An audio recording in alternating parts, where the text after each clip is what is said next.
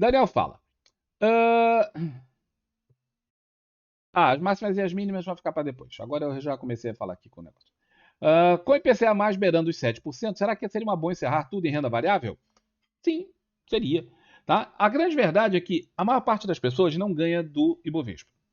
Tá? A maior parte das pessoas não ganha do Ibovespa. Quando o cara vai lá e faz o balanço anual dele, né? Ele operou 1 milhão de coisas, comprou uma cacetada de coisas tal. E se você pegar os fundos também, fundos de investimento, etc., a maior parte também não ganha do Ibovespa. Tá? Para falar a verdade, um levantamento nos Estados Unidos, onde a coisa é muito mais séria e muito melhor, portanto, se lá é assim, aqui vai ser pior. Por quê? Porque lá tem muito mais fundos, muito mais, né, estrutura, tal, muito mais fiscalização. Vai nessa. Entenda isso. Lá é diferente. Os estudos mostram que 99% dos fundos, 99% dos fundos multimercado, ou hedge funds, né, como eles são conhecidos nos Estados Unidos, não ganham do SP500 quando você bota eles em 20 anos. Eles perdem. 99% perdem do SP500. Se você botar isso num prazo de 3 ou 4 anos, a proporção cai bastante. Tem alguns que conseguem ganhar em 3, 4 anos, tá? Mas essa proporção cai aí por volta de uns 80 e tantos por cento.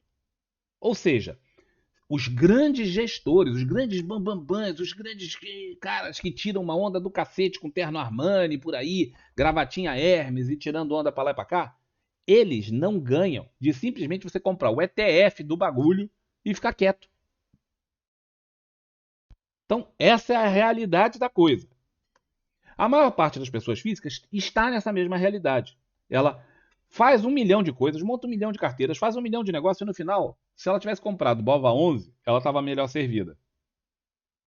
Se você é essa pessoa, e aí você tem que fazer o seu próprio estudo daquilo que você fez no último ano, ou últimos 2 anos, tal, se o beta da tua carteira for 1 ou muito perto de 1, tá? 0,95, 1,05 por aí, mais vale você encerrar a carteira toda e botar tudo em Bova 11.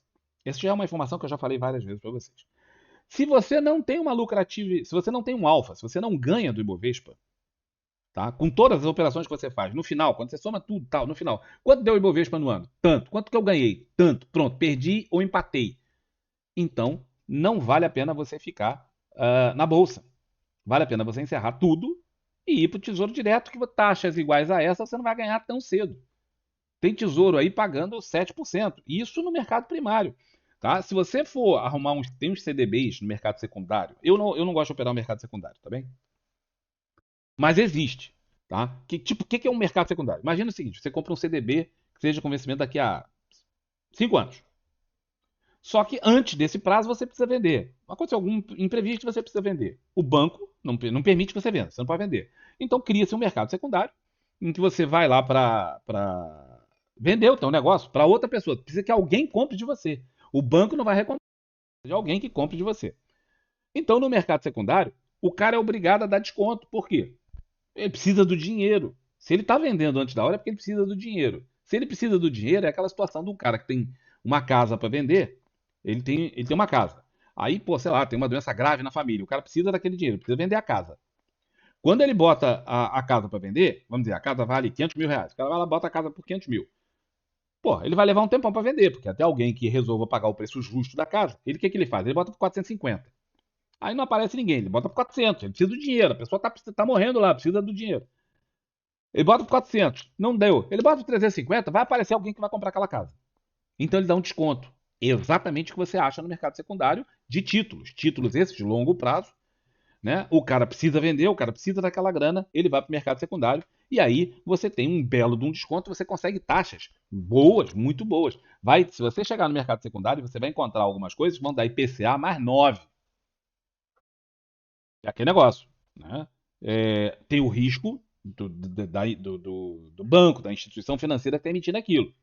Então esse problema. Sabendo disso, tem um livro inteiro explicando renda fixa aqui para vocês.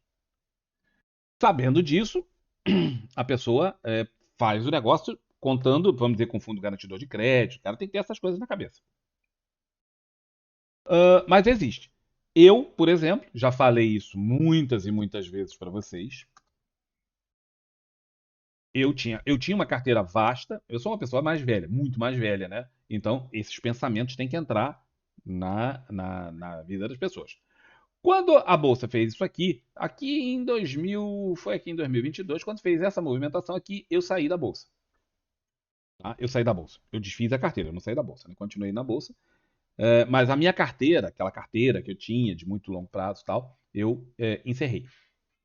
E peguei taxas de juros absurdas, enormes. Tipo essas que estão dando agora. Né? Agora tem até algumas coisinhas dando mais do que eu peguei naquela época, mas dando taxas assim, mesmo muito boas. E eu não vou perder essa oportunidade. Eu sou mais lucrativo que a bolsa? Sim, sou, tá? Mas mesmo assim, taxas como essas são difíceis de pegar. Tendo em conta a minha idade, aí é onde entra o fato da idade, né? Eu cedo ou tarde teria que sair, diminuir a minha exposição em bolsa e passar uma proporção maior para renda fixa. Melhor horário que aquele, eu não ia encontrar. Não imaginei que fosse encontrar mais para frente. Encontraria agora um cenário ainda mais favorável. Em compensação, eu teria ficado aqui, ó, durante 2 anos sem andar para lugar nenhum com uma carteira que eu tinha, tendo em conta ela não tinha um beta parecido com o do Ibovespa. Minha carteira era superior, teria tido ganho na carteira. Mas supondo que você tenha uma carteira que tenha um beta parecido, você ficaria aqui 2 anos praticamente andando de lado antes de aparecer alguma oportunidade novamente que agora. Então, sim, dependendo do seu perfil de idade e dependendo do quanto seja o beta da sua carteira e da sua lucratividade, efetivamente, se você tem ou não tem um alfa sobre o mercado, muito mais vale você tirar tudo da bolsa e botar tudo em renda fixa. Acabou o estresse, não tem estresse. Zero. E acabou-se. Tá? Tem títulos aí para 10 anos pagando cupom, aí você começa a receber uma grana aí a cada 6 meses. Tem títulos para 20 anos pagando cupom. 20 anos? Mais ou menos. Quase 20 anos. Pagando cupom e que você também pode receber. Tá? Então tem muita coisa por aí, cara. Olha, o Brasil tem uma perversão econômica geral. A Bolsa de Valores rende menos do que o IPCA+. Ponto. Nos últimos 30 anos. Se você botar o dinheiro, pegar lá desde 30 anos para cá, a bolsa rende menos. Tá? Mas a bolsa é o Ibov. Se você ganha mais do que o Ibov, se você tem um alfa, se você tem experiência, competência, capacidade de gerar um retorno maior do que o do Ibovespa, e 99% dos gestores de fundos não tem, pausa dramática para enfatizar isso. Se você tem esse alfa, e não é uma pessoa muito velha, né, como é o meu caso, vale a pena você ficar na bolsa e continuar tendo um lucro acima do IPCA+.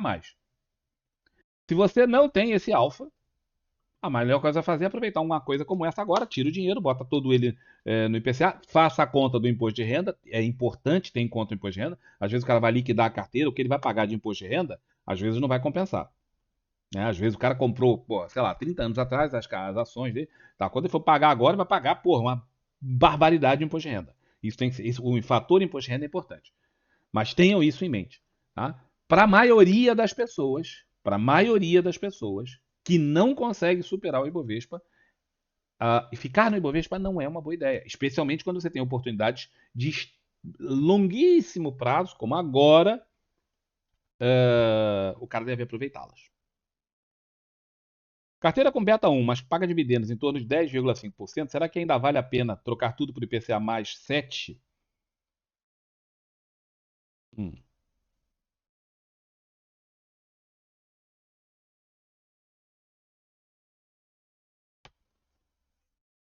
O IPCA mais 7, Patrícia, está te dando o seguinte: ele está te dando a inflação mais 7. A tua carteira com beta 1, se você fica aqui no Ibovespa, vai depender do Ibovespa subir. Esse aqui é o gráfico mensal do Ibovespa. Você vai depender do Ibovespa subir. Por quê? Porque 10,5% na sua carteira de dividendos dá. Você tem que tirar a inflação. Quanto está a inflação? A inflação está dando aí 3 e pouco, tal. Vai dar mais ou menos a mesma coisa agora. Agora, tá? Vai dar mais ou menos a mesma coisa. Vai dar uns juros reais em torno de 7, 7 e poucos por cento, mais ou menos.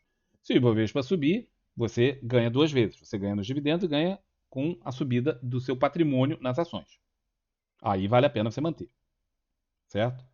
Se o Ibovespa não subir, se o Ibovespa ficar estacionado como está estacionado há anos, ou até cair, certo? Né? Especialmente se cair, tá? Se ficar parado, você ainda está na mesma situação, não está ruim. Você está batendo mais ou menos igual, com o risco que você tem na bolsa e que você não tem no IPCA+. A diferença a grande diferença aí, pensa, você tem um ganhozinho marginal em taxa de juro real estando na bolsa, se ela não cair, se ela não cair. Se ela ficar estável, você ganha um pouquinho mais com essa taxa aí de dividendos. Bom, o problema é que você tem o risco da bolsa.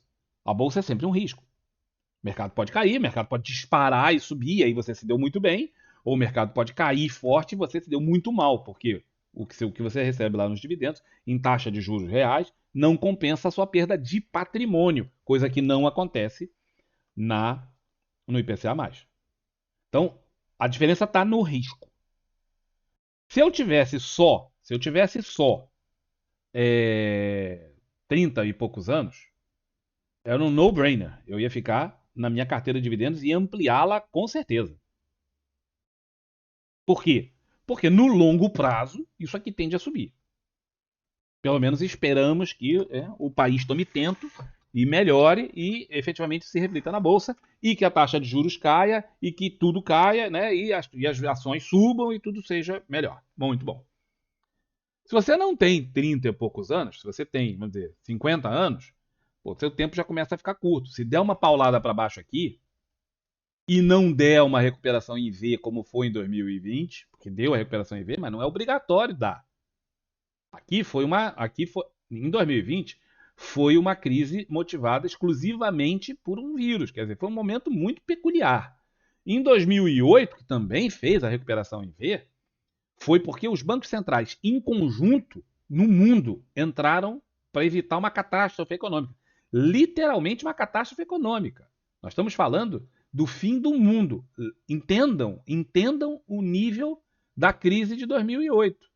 A crise de 2008, que é essa aqui, durante a crise de 2008, a conversa é o fim do capitalismo.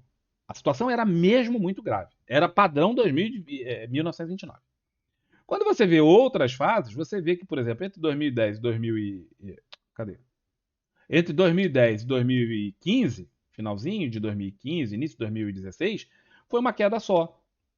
Agora imagina que você tenha 50 e tantos anos e vê o seu patrimônio cair. O patrimônio, não o rendimento, porque os dividendos continuam sendo pagos lá. Mas você vê o seu patrimônio cair em 40%. Numa fase em que você já não tem mais capacidade para correr atrás. Então é um problema. Ou você vê isso de uma forma como foi aqui, ó, em 2001, a queda foi também de 50%, mas levou 33 meses para voltar no mesmo nível. Portanto, não é tão simples assim a decisão.